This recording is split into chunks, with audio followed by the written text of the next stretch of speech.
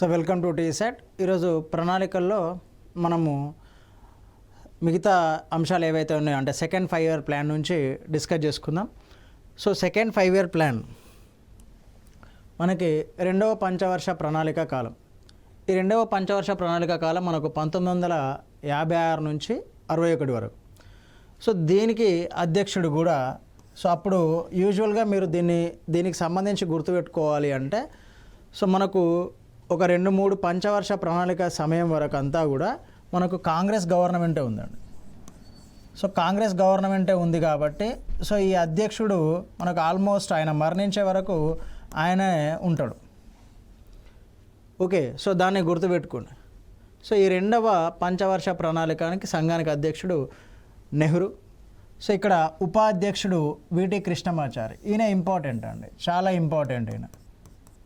Okay, ఉపాధ్యక్షుడి నుంచి మీకు ఒకవేళ ప్రణాళికకు సంబంధించి ఏదైనా క్వశ్చన్ వస్తే అది ఉపాధ్యక్షుడి నుంచే వస్తుంది. లేదు అంటే సో రూపకర్త ఎవరు అంటే మహల్నోబిస్ అండి. ఓకే, సో దీని యొక్క వృద్ధి రేటు లక్ష్యము 4.5%. సో సాధించిన లక్ష్యం ఎంత అంటే 4.3%. సో అనుకున్న లక్ష్యానికంటే ఇది తక్కువగానే సాధించిందండి. ఓకే, సో రెండవ పంచవర్ష ప్రణాళిక. సో ఇక్కడ మహల్నోబిస్ వ్యూహం ప్రకారం సో ఏదైనా యూజువల్గా ఏంటి అంటే సో భారతదేశంలో మొదటి పంచవర్ష ప్రణాళిక కాలంలో మనకు వ్యవసాయ రంగానికి అధిక ప్రాధాన్యతనిచ్చారు. Okay sir. ఓకే, సో మనకు 3 రంగాలు ఉంటాయి కదా. సో వ్యవసాయం తర్వాత పారిశ్రామిక సేవా రంగాలు. వ్యవసాయానికి ప్రాధాన్యతనిచ్చిళ్ళు. సో రెండో ప్రణాళిక మనకు పరిశ్రమల పైన పెట్టుబడులు పెడదాము అని చెప్పేసి అనుకున్నారు. పరిశ్రమల పైన పెట్టుబడులు పెడదామని భారీ మొత్తంలో పరిశ్రమల పైన పెట్టుబడులు పెడదాము అని చెప్పేసి అనుకున్నారు. సో అనుకొని పెట్టుబడులు పెట్టారు. సో ఈ రెండవ పంచవర్ష ప్రణాళిక కాలంలో మనకు ఏర్పాటు చేయబడిన పరిశ్రమలను కనుక తీసుకుంటే ఒకటి రూర్కెలా స్టీల్ ప్లాంట్ ఒడిస్సా, ఇంకొకటి Bhilai steel plant Chhattisgarh, next Durgapur steel plant west Bengal. ఈ మూడింటిని దీంట్లో భాగంగా ఏర్పాటు చేయడం జరిగింది. ఇక్కడ నుంచి మొన్న రీసెంట్గా జరిగిన గ్రూప్ 1 ఎగ్జామ్లో క్వశ్చన్ అడిగిండు. సో అంతకుముందు నెంబర్ ఆఫ్ టైమ్స్ ఈ పాయింట్ నుంచి క్వశ్చన్ అడిగిండండి. ఏ విధంగా అడుగుతాడు దీన్ని అంటే మనకి ఈ రూర్కెలా స్టీల్ ప్లాంట్ ఒకవైపు ఏమో స్టీల్ ప్లాంట్స్ ఇస్తాడు, ఒకవైపు ప్రదేశాలు రాష్ట్రాలు లేదంటే స్టీల్ ప్లాంట్ సో ఏదైతే స్టీల్ ప్లాంట్ ఉందో ఆ పేర్లు ఇస్తాడు, ఇంకోవైపు రాష్ట్రాలు ఇస్తాడండి, ఇంకోవైపు రాష్ట్రాలు ఇస్తాడు. రైట్. సో దీన్ని గుర్తుపెట్టుకోవడానికి యూజువల్గా మనకు సింపుల్గా ఒక కోడ్ ఉంటుందండి, దాన్ని గుర్తుపెట్టుకోండి. సో COW అంటే కౌ, సో కౌ బిరుదు అని చెప్పేసి ఒక కోడ్ ఉంటుంది, దాన్ని గుర్తుపెట్టుకోండి. దీని నుంచి క్వశ్చన్ మిస్ అవ్వకుండా ఉండాలి అంటే ఈ రెండవ ప్రణాళిక నుంచి ఇక్కడ నుంచే క్వశ్చన్ అడుగుతాడు. సో ఇక్కడ C అంటే ఛత్తీస్గఢ్, B అంటే బిలాయ్, ఒడిస్సా రూర్కెలా, వెస్ట్ బెంగాల్ దుర్గాపూర్. ఓకే, ఇక్కడ నుంచి మళ్ళీ ఇంకొకటి ఏంటి అంటే ఇవి అంటే భారతదేశానికి అప్పటికి ఇన్వెస్ట్మెంట్లు మనం అభివృద్ధి చెందిన దేశంగా లేము. మనము సెల్ఫ్ రిలయన్స్ స్వతహాగా పెట్టుబడులు పెట్టుకునేంత పరిస్థితి లేదు. దానికోసమని ఏం చేసిళ్ళు అంటే వీటన్నింటినీ కూడా విదేశీ సహాయంతో ఏర్పాటు చేసిళ్ళండి. విదేశీ సహాయంతో ఏర్పాటు చేసిళ్ళు. మీకు దుర్గాపూర్ ఇనుము ఉక్కు కర్మాగారాన్ని బ్రిటన్ సహాయంతో ఇంగ్లాండ్ సహాయంతో ఏర్పాటు చేసిళ్ళు. ఓకే, సో ఇక్కడ రూర్కెలా ఇనుము ఉక్కు కర్మాగారాన్ని పశ్చిమ జర్మనీ సహాయంతో ఏర్పాటు చేసిళ్ళు. ఇది ఇంపార్టెంట్ అండి, దేశాలు కూడా ఇంపార్టెంట్. జర్మనీ సహాయంతో ఏర్పాటు చేసిళ్ళు. సో బిలాయ్ ఇనుము ఉక్కు కర్మాగారాన్ని మనకు USSR యూజువల్గా రష్యా అని చెప్పేసి అంటాం. అప్పటికి ఇంటిగ్రేషన్ అనేది జరగలేదు కాబట్టి so USSR Soviet Russia so దాని సహాయంతో ఏర్పాటు చేయడం జరిగిందండి. ఇక్కడ నుంచి క్వశ్చన్ అడుగుతాడు, ఏ దేశ సహాయంతో ఏర్పాటు చేసిళ్ళు, ఏ రాష్ట్రంలో ఏర్పాటు చేసిళ్ళు అని. ఈ 3 ప్రణాళికలపైనే మనము 2వ పంచవర్ష ప్రణాళికలో ఎక్కువగా పెట్టుబడులు అనేవి పెట్టాలి అని చెప్పేసి ఆలోచించాలి. అందుకే ఈ ప్రణాళికను ఏమంటాము అంటే భారీ పరిశ్రమల ప్రణాళిక అని చెప్పేసి అంటాం. ఓకే, ఇది సక్సెస్ ఆ ఫెయిల్యూర్ అంటే కొంత అంటే ఎక్కువ మొత్తంలో ఫెయిల్యూర్ అవ్వలేదు, బట్ సో ఆల్మోస్ట్ అనుకున్న టార్గెట్ని ఆల్మోస్ట్ రీచ్ అయింది. 4.5% అనుకుంటే 4.3 అన్నది. ఓకే, సో దీన్ని నెక్స్ట్ ఆ భారీ పరిశ్రమలని లింక్ చేస్తూ క్వశ్చన్ అడుగుతాడండి. భారీ పరిశ్రమల ప్రణాళిక అని చెప్పేసి దాన్ని రూపొందించింది ఎవరు అని చెప్పేసి మహల్నోబిస్. ఓకే, 2వ పంచవర్ష ప్రణాళిక కాలాన్ని రూపొందించింది ఎవరు, భారీ పరిశ్రమల ప్రణాళికను రూపొందించింది ఎవరు, ఇలాంటి క్వశ్చన్లు ఇక్కడ నుంచి రావడానికి అవకాశం ఉంటుంది. ప్రీవియస్ క్వశ్చన్స్ అన్నీ కూడా దీంట్లో నుంచే వచ్చినాయి. అందుకే ఇది మోస్ట్ ఇంపార్టెంట్ ప్రణాళిక అండి. ఓకే, సో దీని తర్వాత మనకు 3వ పంచవర్ష ప్రణాళిక కాలం అండి. 3వ పంచవర్ష ప్రణాళిక కాలము 1961 నుంచి 66 వరకు. ఈ 1961-66 సమయంలో మనకు 3వ పంచవర్ష ప్రణాళిక కాలం. సో దీనికి ఉపాధ్యక్షులుగా 2 ఉంటారు, అది ఇంపార్టెంట్. మీకు ఈ 3వ పంచవర్ష ప్రణాళిక కాలానికి సంబంధించి క్వశ్చన్ ఏ విధంగా అడుగుతాడు అంటే సేమ్ ఇదే క్వశ్చన్ ఇస్తాడు. దీంట్లో ఉపాధ్యక్షుడు అని చెప్పేసి సీఎం త్రివేది అని చెప్పేసి A option, so Ashok Mehta అని చెప్పేసి B option, so C option both అని ఇవ్వచ్చండి. సో ఇలా ఇచ్చినప్పుడు మ్యాక్సిమం మనం ఇప్పటిదాకా అధ్యక్షుడు ఉపాధ్యక్షులు ఒక్కొక్కరిని చూసినాం, బట్ 3వ పంచవర్ష ప్రణాళిక కాలానికి మాత్రం 2ని చూసినాం. కాబట్టి సో దీన్ని మనం గుర్తుపెట్టుకొని ఎగ్జామ్లో పర్ఫెక్ట్గా ఆన్సర్ చేయాలి. 2 సీఎం త్రివేది మరియు అశోక్ మెహతా. సో ప్రణాళిక వ్యూహం, సో హారెట్ డోమర్ విధానము. సో దీని రూపకర్త ఎవరు అంటే సుఖమయ్ చక్రవర్తి.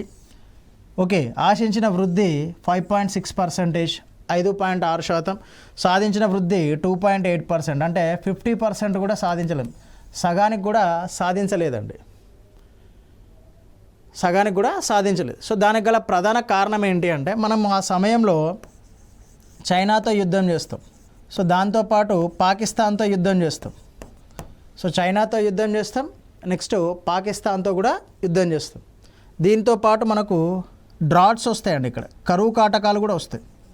దీని ఫలితంగా ఏమవుతుంది అంటే సో అప్పుడే మనము ఫస్ట్ వ్యవసాయ రంగానికి ఇచ్చినాం, సో దాని తర్వాత పరిశ్రమలకు ఇచ్చినాం. సో దాని తర్వాత మనం ఇక్కడికి వచ్చేసరికి ఏమవుతుంది అంటే ఈ కరువు కాటకాలు మనం అనుకున్న లక్ష్యాన్ని చేరుకోలేం. సో దానికి కారణాలు ఏంటి? ఈ కరువు కాటకాలు, పాకిస్తాన్తో యుద్ధం, చైనాతో యుద్ధం. సో దీనివల్ల మనం అనుకున్న లక్ష్యాలని చేరుకోలేం. సో ఫలితంగా ఈ కరువు కాటకాలు సంభవించడం మూలంగానే మనకు భారతదేశంలో ఈ ఫుడ్ క్రైసిస్ అనేది వస్తుంది. ఫుడ్ ప్రొడక్షన్ అనేది కంప్లీట్గా తగ్గిపోతుంది. ఫుడ్ ప్రొడక్షన్ అంటే పూర్తిగా కాదు, ఫుడ్ ప్రొడక్షన్ తగ్గిపోతుంది. ఫలితంగా మనం ఏం చేస్తాము, సో ఈ డెవలప్డ్ నేషన్స్ ఏవైతే ఉన్నాయో వాటి నుంచి మనం దిగుమతి చేసుకుంటూ ఉంటామండి. ఓకే, సో ఇదే సమయంలో మనకు ఈ సమయంలోనే సో నూతన వ్యవసాయ విధానము అనేది మనం భారతదేశంలో ప్రవేశపెట్టడం జరుగుతుంది. ఓకే, సో ఇక్కడ సాధించిన వృద్ధి ఎంత? 2.8%. ఇది విఫలమవడానికి గల కారణాలు. ఓకే, సో విఫలమవడానికి గల కారణాలు ఏంటి అంటే ఏవైతే మనం ఇందాక చర్చించినామో అవే కారణాలు. సో దాంతోపాటు 1966-69 మధ్యలో యాక్చువల్గా ఏంటి 1961 నుంచి 66 వరకు మనకు 3వ పంచవర్ష ప్రణాళిక కాలం. ఇది అయిపోయిన తర్వాత ఇది ఫెయిల్యూర్ అయింది కాబట్టి సో దాన్ని 5 years ప్లాన్ని కాస్త 5 సంవత్సరాల ప్రణాళికలను కాస్త మనము వార్షిక ప్రణాళికలుగా మార్చడం జరిగింది. ఏవైతే ఈ ప్లాన్స్ ఉన్నాయో సో వాటిని వార్షిక ప్రణాళికలుగా మార్చడం జరిగింది 1966 నుంచి 69 వరకు. సో సంవత్సరానికి మళ్ళీ సేమ్ లక్ష్యాన్ని ఏర్పాటు చేసుకోవడం, రైట్. సో మళ్ళీ వృద్ధి రేటు లక్ష్యాన్ని ఏర్పాటు చేసుకోవడం, దీన్ని సాధించడం. సో ఈ విధంగానే మనకు రూపొందించుకోవడం జరిగింది. ఓకే, సో దీంట్లో భాగంగానే మనం ఏం చేసినాము అంటే సో ఇక్కడనే మనము 1966 ఆ సమయంలోనే కరువు కాటకాలు సంభవించినాయి కదా అండి. ఆ సమయంలోనే భారతదేశంలో మనము ఈ హరిత విప్లవము అనే భావనని ప్రవేశపెట్టుకున్నామండి. ఎందుకు అంటే మనం యాక్చువల్గా ఫుడ్ ప్రొడక్షన్ అనేది మన దగ్గర తక్కువగా ఉంది. ఫుడ్ ప్రొడక్షన్ అనేది తక్కువగా ఉంది కాబట్టి ఫుడ్ ప్రొడక్షన్ ఇంక్రీజ్ చేయాలి. ఏ విధంగా? దీంట్లో భాగంగా ఎలా? ఇక్కడ హై ఈల్డ్ వెరైటీస్ ఏవైతే సీడ్స్ ఉన్నాయో అధిక దిగుబడినిచ్చే సీడ్స్ని ఉపయోగించాలి. సో నీటిపారుదల సౌకర్యాలు కల్పించాలి. ఓకే. సో క్రిమి సంహారకాలను ఎక్కువగా ఉపయోగించుకోవాలి, రసాయనాలను. సో వాటిని ఉపయోగించి మనం దిగుబడి సాధించాలి అని చెప్పేసి ఈ టైంలోనే మనం దీన్ని ప్రవేశపెట్టడం జరిగిందండి. ఓకే. సో దానివల్ల తర్వాత ఇంపాక్ట్ అనేది డిఫరెంట్గా ఉంది. ఆదాయ అసమానతలు ఏర్పడ్డాయి, ప్రాంతీయ అసమానతలు ఏర్పడ్డాయి, అదంతా సెకండరీ థింగ్. సో బట్ మీకు ఇక్కడ గుర్తుపెట్టుకోవాల్సింది ఏంటి? సో ఇది ఎందుకు వైఫల్యం చెందింది అనేది గుర్తుపెట్టుకోవాలి. సో దాని తర్వాత మనం ఏం చేసినామో అనేది కూడా గుర్తుపెట్టుకోవాలి. ఓకే. సో ఇక్కడ అత్యంత దీన్ని బేస్ చేసుకొని క్వశ్చన్స్ అడగడానికి అత్యంత విఫల ప్రణాళిక అని చెప్పేసి దేన్ని పిలుస్తారు అంటాడు.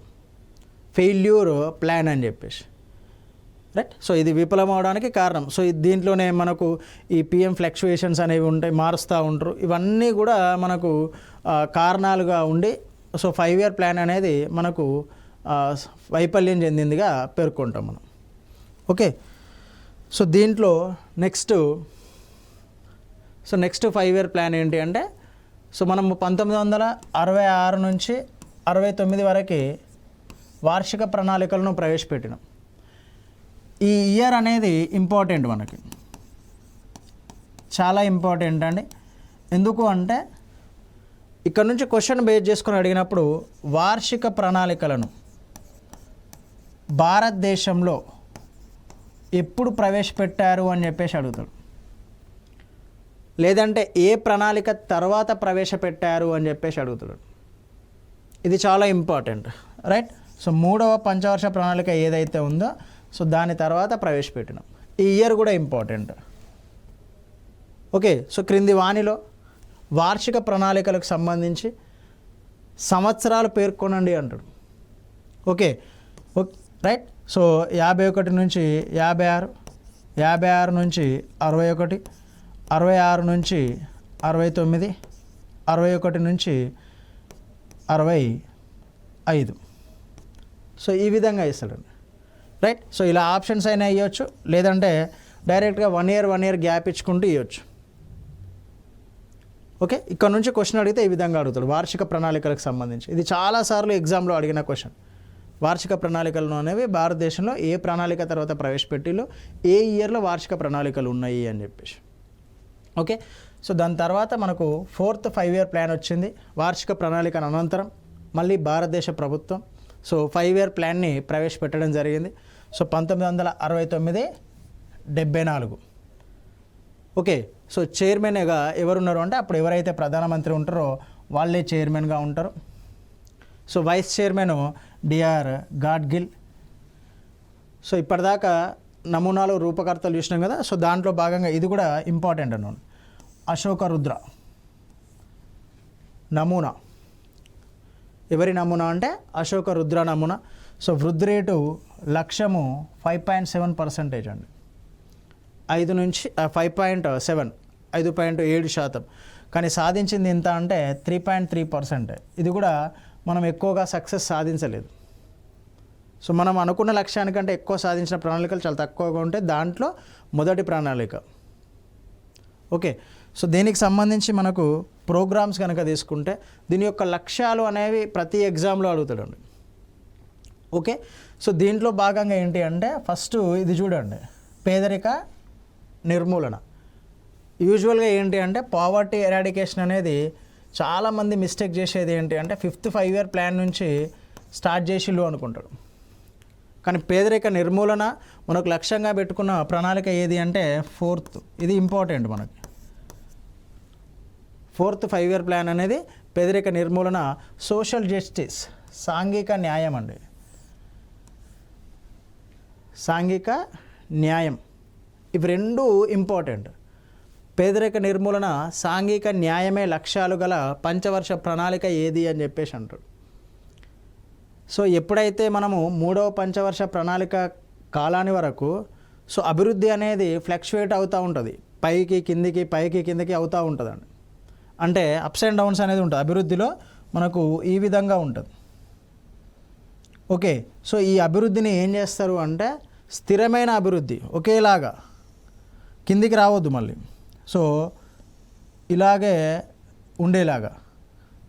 ఓకే,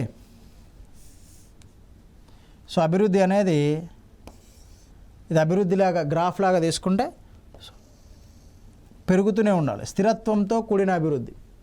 ఓకే, సపోజ్ ఒక సంవత్సరం 4.5% ఉంటే సో నెక్స్ట్ 4.6 అనుకోండి, next 4.7, so next 4.9, so next 5%. So ఇలా స్థిరత్వం కూడిన అభివృద్ధి ఉండాలి, అది కూడా దీని యొక్క లక్షణం. ఇక్కడ చూడండి, ఇంకొకటి స్వాలంబన, సెల్ఫ్ రిలయన్స్. ఓకే, మనము అప్పటి వరకు దేనిపైన ఆధారపడి ఉంటాం, ఇంపోర్ట్స్ పైన, దిగుమతుల పైన ఎక్కువగా ఆధారపడి ఉంటాం భారతదేశం అనేది. సో దిగుమతుల పైన ఎక్కువగా ఆధారపడి ఉంటుంది కాబట్టి సో ఆ దిగుమతుల పైన ఆధారపడకుండా భారతదేశంలోనే ఉత్పత్తి చేసేటట్టుగా ఈ స్వాలంబన అనేదాన్ని ప్రారంభించడం జరిగింది. ఓకే, సో ఇక్కడ ఇంకొక ఇంపార్టెంట్ ఏంటి అంటే సో ఈ 14 బ్యాంక్ 1969లో అప్పటి వరకు బ్యాంకింగ్ రంగం అంతా కూడా మనకు జాతీయం చేయడం జరిగిందండి. 1969లో 14 బ్యాంకులను. సో ఇక్కడ నుంచి కూడా చాలాసార్లు బేసిక్ క్వశ్చన్ అడుగుతాడు, ఏంటి అంటే ఏ పంచవర్ష ప్రణాళిక కాలంలో బ్యాంకులు జాతీయకరణ జరిగింది అని. లేదు అంటే ఎవరి కాలంలో, ఏ ప్రధానమంత్రి కాలంలో మనకు బ్యాంకుల జాతీయకరణ జరిగింది అని చెప్పేసి అడుగుతాడు. ఈ రెండింటి నుంచి క్వశ్చన్స్ అడుగుతాడు. సో లక్ష్యంగా మనము పేదరిక నిర్మూలన పెట్టుకున్నాం కాబట్టి దానికి సంబంధించి నినాదం ఏంటి అంటే గరీబీ హటావో నినాదాన్ని ఇవ్వడం జరిగింది. సో ఎవరిచ్చిళ్ళు? సో ప్రధానమంత్రి ఇచ్చిళ్ళు. సో 4వ పంచవర్ష ప్రణాళికలో లక్ష్యంగా పెట్టుకున్నాము, దానికి ఒక నినాదం కూడా ఇవ్వడం జరిగింది. ఓకే, ఇది చాలా ఇంపార్టెంట్. ఆల్మోస్ట్ అందరూ ఏంటి అంటే 5th 5-year ప్లాన్ నుంచి పేదరికం పైన ఎక్కువ ఫోకస్ చేసినాం. 5th 5-year ప్లాన్లో కూడా ఫోకస్ చేస్తాం, బట్ సో మనం ఎక్కడి నుంచి స్టార్ట్ చేసినాము అంటే 4th 5-year ప్లాన్ నుంచి మనం స్టార్ట్ చేయడం జరిగిందండి. సో అందరికీ న్యాయం కూడా ఇక్కడ ఇంపార్టెంట్, సాంఘిక న్యాయం, సోషల్ జస్టిస్ అనేది కూడా మనం 4th 5-year ప్లాన్లో చూడడం జరుగుతుంది. సో దీంట్లో భాగంగా మనకు ఏర్పాటు చేసింది ఏంటి అంటే drought prone area programme, DPAP అంటారు దీన్ని. సో ఏవైతే కరువు పీడిత ప్రాంతాలు ఉంటాయో సో ఆ కరువు పీడిత ప్రాంతాల పైన ఎక్కువగా దృష్టి సారించడానికి ఏర్పాటు చేసింది డ్రాట్ ప్రోన్ ఏరియా ప్రోగ్రామ్. దాంతోపాటు కమాండ్ ఏరియా డెవలప్మెంట్ ప్రోగ్రామ్, అంటే ఈ నీటిపారుదల సౌకర్యాలు పెంచడానికి మనకు ప్రాజెక్టులు నిర్మించాలి, చెరువులు నిర్మించాలి, కాలువలు నిర్మించాలి. సో దీంట్లో భాగంగా ఏర్పాటు చేసింది అంటే చేపట్టిన పథకం ఏది అంటే అప్పుడు ఉన్న government command area development programme. ఇది కూడా అడుగుతాడండి, CADP, రైట్. సో వీటి ఫుల్ నేమ్స్ అయినా అడగవచ్చు, లేదు అంటే ఈ 2 పథకాలు ఇచ్చి అవి ఏ పంచవర్ష ప్రణాళిక కాలంలో మనకు ప్రారంభమైనవి అని చెప్పేసి అయినా అడగడానికి ఆస్కారం ఉంటుంది, రైట్. సో నెక్స్ట్ 5వ పంచవర్ష ప్రణాళిక కాలం. సో ఇది ఎప్పటి నుంచి ఎప్పటి వరకు అంటే 1974 నుంచి 78 వరకు. ఓకే, సో 4 years ఉంటుంది. దీనికి చైర్మన్గా ఎవరు ఉంటారు అంటే ఇందిరాగాంధీ గారు ఉంటారు. సో ఉపాధ్యక్షుడు PN Haksar, రూపకర్త DP ఇత్తర్, right.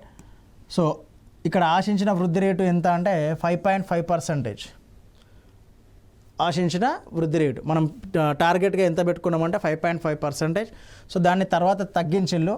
So 4.1% అండి, 4.4% తగ్గించిళ్ళు. అయినా కూడా మనము 4.8% సాధించినాం. ఇది కొంతవరకు సక్సెస్ అనే చెప్పాలి. సో తగ్గించిన తర్వాత మనం అనుకున్న లక్ష్యాన్ని రీచ్ అయినాం కాబట్టి సో ఆ లక్ష్యాన్ని సక్సెస్ఫుల్ ప్రణాళికగా పేర్కొంటారు. మరీ వరెస్ట్ సినారియో కాదు, సో కొంతవరకు సక్సెస్ సాధించినాం కాబట్టి సక్సెస్ఫుల్ ప్రణాళికలుగానే పేర్కొంటారు. దీంట్లో భాగంగా సో దీని యొక్క ఇంపార్టెంట్ ఏంటి, దీని యొక్క లక్ష్యాలు ఏంటి అంటే ఆర్థిక సామాజిక న్యాయం. ఓకే, సో అందరికీ మీకు చూడండి అంటే ఈ economical and social justice. So దాంట్లో భాగంగానే మనం ఇంకొకటి ఏర్పాటు చేసినాం ఏంటి అంటే ప్రజా పంపిణీ వ్యవస్థ, పీడిఎస్, పబ్లిక్ డిస్ట్రిబ్యూషన్ సిస్టమ్ని కూడా అభివృద్ధిలోకి తీసుకురావడాన్ని లక్ష్యంగా పెట్టుకున్నారు ఇక్కడ. రైట్, ఈ 4th 5-year ప్లాన్ ఒకటి, 5th 5-year ప్లాన్ ఒకటి మనకు ఇంపార్టెంట్ అండి. నేను దీంట్లో కూడా పేదరికం అది ఉంటుంది, బట్ అది నేను ఎక్కువగా స్ట్రెచ్ చేయట్లేదు. దానికి గల కారణం ఏంటి అంటే కన్ఫ్యూజ్ అవుతారనే ఉద్దేశంతో. Okay, so 4th 5-year plan నుంచి మనకు పేదరిక నిర్మూలన అనే ప్రోగ్రామ్స్ స్టార్ట్ అవుతూ ఉంటాయి. సో 5th 6th అది కంటిన్యూ అవుతూ ఉంటాయి. ఓకేనా, సో దీని యొక్క లక్ష్యాలు ఇవి 2. సో మనకు రీచ్ అయినాయా లేదా లక్ష్యాలు అని కనుక తీసుకుంటే, సో దీంట్లో భాగంగా ఈ 5th 5-year ప్లాన్లో భాగంగా food for work. Okay, so మొదటిసారిగా మనకు మహారాష్ట్ర స్టార్ట్ చేసింది. సో పనికి ఆహార పథకం, ఇప్పుడు ఏదైతే ఎంజీ నరేగా అని చెప్పేసి అనుకుంటున్నామో, సో పనికి ఆహార పథకాన్ని ప్రవేశపెట్టిలు. సో దాంతోపాటు ఈ 20 ఫార్ములాస్, సో ఏదైతే 20 సూత్రాల పథకం ఉందో దాన్ని ప్రవేశపెట్టిలు. సో కనీస అవసరాల పథకం, ఏదైతే మనకు ఈ ఫుడ్, వాటర్, సో రోడ్స్ అంటే మౌలిక సదుపాయాలతో పాటు సో ఏవైతే మనం ఒక ఫ్యామిలీ హౌస్ హోల్డ్కి అవసరమైతాయో వాటిని అందించడానికి ప్రభుత్వం ఈ కనీస అవసరాల పథకాన్ని తీసుకురావడం జరిగిందండి. Right, minimum needs support programme అని చెప్పేసి. సో దాంతోపాటు ఈ ఎంప్లాయ్మెంట్ని అప్పటి వరకు నిరుద్యోగుల పైన ఎక్కువగా దృష్టి సారించరు. సో ఈ 5th 5-year ప్లాన్లో ఈ 5th 5-year ప్లాన్లో ఈ అంటే ఎవరైతే నిరుద్యోగులు ఉన్నారో సో వాళ్లకు ఉద్యోగ అవకాశాలు కల్పించడానికి ఈ ట్రైజమ్ అనే ప్రోగ్రామ్ని ఇంప్లిమెంట్ చేయడం జరిగిందండి. సో ఇది ఆల్మోస్ట్ 2-3 టైమ్స్ దీని యొక్క ఫుల్ నేమ్, యాక్రోనేమ్ అనేది ఎగ్జామ్లో అడిగిండు. Okay, so training for rural, ఇక్కడ ఇది చాలా ఇంపార్టెంట్ అండి. అంటే గ్రామీణ ప్రాంతాల్లో ఇది ఎక్కడ ఇంప్లిమెంట్ చేసిళ్ళు అంటే గ్రామీణ ప్రాంతాల్లో ఇంప్లిమెంట్ చేయడం జరిగింది. So rural of youth, okay, and self employment. Okay, ఇవి దీని యొక్క యాక్రోనిమ్తోనే దాన్ని మనము ట్రైజమ్ అని చెప్పేసి పిలుస్తాం. సో గ్రామీణ ప్రాంతాల్లో ఉద్యోగ అవకాశాలు కల్పించడానికి సో ఏర్పాటు చేసిన ప్రోగ్రామ్ ఏది అంటే ఇది. సో దాంతోపాటు ఇక్కడ చూడండి ఇంటిగ్రేటెడ్ రూరల్ డెవలప్మెంట్ ప్రోగ్రామ్, ఇది కూడా ఇంపార్టెంట్ అండి. ఓకే, సో గ్రామీణ ప్రాంతాలకే ఎక్కువ ప్రాధాన్యతనివ్వడం జరిగింది 5th 5-year ప్లాన్లో. అందుకే ఈ 2 ప్రోగ్రాంలు కూడా గ్రామీణ అభివృద్ధి కోసమే తీసుకురావడం జరిగిందండి. మీరు ఇది చూడండి, పనికి ఆహార పథకం, ఇది కూడా గ్రామీణ అవసరాల కోసమే, ఇది కూడా గ్రామీణ అవసరాల కోసం. ఇవన్నీ కూడా 5th 5-year ప్లాన్లో ఏవైతే పథకాలు తీసుకొచ్చినామో, స్కీమ్స్ తీసుకొచ్చినామో సో అవన్నీ కూడా గ్రామీణ స్థాయిలో పోవర్టీని ఎరాడికేట్ చేయడానికి, ఉద్యోగాలను కల్పించడానికి సో దానికోసమే మనము తీసుకురావడం జరిగింది. ఓకే, సో దీని తర్వాత మనకున్న 74 నుంచి 78 అయిపోతుంది. సో అయిపోయిన తర్వాత మనం 78 నుంచి 80 వరకు నిరంతర ప్రణాళికలను ప్రవేశపెడతామండి. రైట్, సో ఇక్కడ దీన్ని ప్రవేశపెట్టిన వ్యక్తి ఇంపార్టెంట్, మన దగ్గర ప్రవేశపెట్టిన వాళ్ళు ఇంపార్టెంట్. సో 1 సంవత్సరం ముందుగానే అయిపోతుంది. సో దాని తర్వాత మనము నిరంతర ప్రణాళికలను ప్రవేశపెడతాం. సో ఎవరి ప్రతిపాదించలు నిరంతర ప్రణాళికలు అంటే గున్నార్ మిర్దాల్. రైట్, సో ఆ టైంలో మనకు ప్రణాళిక సంఘానికి ఉపాధ్యక్షుడిగా ఉన్న లక్డావాలా, ఇది ఇంపార్టెంట్. రైట్, సో 78లో మనకి ఈ జనతా గవర్నమెంట్ పదవిలోకి వస్తుంది. వచ్చిన తర్వాత వాళ్ళే దీన్ని ప్రవేశపెడతారు. సో ఇక్కడ క్వశ్చన్ అడిగితే గవర్నమెంట్ పేరు కూడా అడుగుతాడు, లేదంటే ప్రధానమంత్రి కూడా అడుగుతాడు. మనం ఇక్కడ ప్రణాళిక సంఘం చైర్మన్గా ఎవరిని పేర్కొంటున్నాము? మొరార్జీ దేశాయిని పేర్కొంటున్నాం. ఇక్కడ క్వశ్చన్ ఏంటాడు అంటే ఈ నిరంతర ప్రణాళికలు ప్రవేశపెట్టేటప్పుడు సో భారతదేశ ప్రణాళిక సంఘ చైర్మన్ ఎవరు అంటాడు, ప్రధాని ఎవరని అడగడు అక్కడ. సో ప్రధాని అడిగితే మనము అంటే ఈజీగా పెట్టేస్తాము అని చెప్పేసి వాడు ప్రణాళిక సంఘం చైర్మన్ ఎవరు అని అడుగుతాడు, రైట్. లేదు అంటే పేరు కాకుండా ఏ గవర్నమెంట్ ఏ ప్రభుత్వంలో, నేను ఇందాక చెప్పినట్టు కొంతకాలం వరకు కాంగ్రెస్ హయాంలోనే మొత్తం భారతదేశం అంతా ఉంటుంది కాబట్టి మ్యాక్సిమం కాంగ్రెస్ గవర్నమెంటే అని చెప్పేసి అనుకుంటారు. సో అలా బ్లైండ్గా వెళ్ళకుండా 78లో జనతా ప్రభుత్వం వస్తుంది. సో జనతా ప్రభుత్వమే మనకు ఈ నిరంతర ప్రణాళికలను భారతదేశంలో ప్రవేశపెడుతుంది. సో దాన్ని అంటే గున్నార్ మిర్దాల్ని ఇన్స్పిరేషన్గా తీసుకొని మనకు భారతదేశంలో ఈ నిరంతర ప్రణాళికలను ప్రవేశపెట్టింది ఎవరు అంటే లక్డవాల్ అండి, రైట్. సో అందుకే ఆయనను భారతదేశంలో నిరంతర ప్రణాళికల రూపకర్త అని చెప్పేసి పిలుస్తాం, నిరంతర ప్రణాళికల రూపకర్త అంటారు, రైట్. సో ఇక్కడ ఇది 5వ పంచవర్ష ప్రణాళికకు సంబంధించి. సో ఇది ఇంపార్టెంట్. ఈ 4th, 5th 5-year ప్లాన్ నుంచే మనకు ఎక్కువ క్వశ్చన్స్ రావడానికి అవకాశం ఉంటుంది. సో నిరంతర ప్రణాళికల తర్వాత మళ్ళీ కాంగ్రెస్ గవర్నమెంట్ అధికారంలోకి వస్తుంది. అంటే 1978 నుంచి. సో ఈ ప్రధానమంత్రుల కాలం, గవర్నమెంట్స్ కాలం గుర్తుపెట్టుకుంటే మీకు ఎప్పుడెప్పుడు వార్షిక ప్రణాళికలు ఎప్పుడు, నిరంతర ప్రణాళికలు ఎప్పుడు అనేది ఈజీగా గుర్తుండడానికి అవకాశం ఉంటుంది. సో 6వ పంచవర్ష ప్రణాళిక కాలము మనకు 1980 నుంచి 85 వరకు. సో మళ్ళీ కాంగ్రెస్ గవర్నమెంట్ వస్తుంది కాబట్టి ప్రణాళిక సంఘం చైర్మన్గా ఇందిరాగాంధీ గారే ఉంటారు, right. So deputy chairman ND Tiwari, right. So ఆశించిన వృద్ధి రేటు లక్ష్యము 5.2%. సో సాధించిన లక్ష్యము 5.7%. సో సక్సెస్ఫుల్ ప్రణాళిక అని చెప్పేసి పేర్కొంటారు. సో ఆశించిన దానికంటే ఎక్కువగానే వృద్ధి సాధించడం కాబట్టి. సో దీంట్లో భాగంగా సో మనకు ఉద్యోగ కల్పన, అన్ఎంప్లాయ్మెంట్ అంటే నిరుద్యోగ నిర్మూలన, సో భారీ పరిశ్రమలకు ప్రాధాన్యత ఇవ్వడం జరిగింది. సో సెకండ్ 5-year ప్లాన్ తర్వాత మళ్ళీ అంత మొత్తంలో పరిశ్రమలకు ప్రాధాన్యతనిచ్చిన ప్రణాళిక ఏది అంటే భారీ పరిశ్రమలు. సో ఇక్కడ చేపట్టిన కార్యక్రమాలు మనకు 14 బ్యాంకుల జాతీయకరణ 1969లో జరుగుతుంది. సో దాని తర్వాత మళ్ళీ 6వ పంచవర్ష ప్రణాళిక కాలంలో సో మనకు మిగతా 6 బ్యాంకులు ఏవైతే ఉన్నాయో 6 బ్యాంకుల జాతీయకరణ జరుగుతుంది, ఓకే.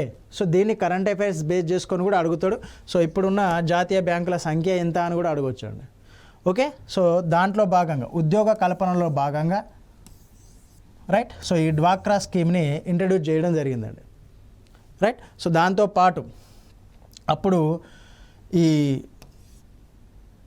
అగ్రికల్చర్ డెవలప్మెంట్ కోసం శివరామన్ కమిటీ సిఫార్సుల మేరకు మనకు దీన్ని ఏ కమిటీ సిఫార్సుల మేరకు ఏర్పాటు చేస్తారు అంటే శివరామన్ కమిటీ సిఫార్సుల మేరకు national bank for agriculture and rural డెవలప్మెంట్ని ఏర్పాటు చేయడం జరుగుతుంది, ఓకే.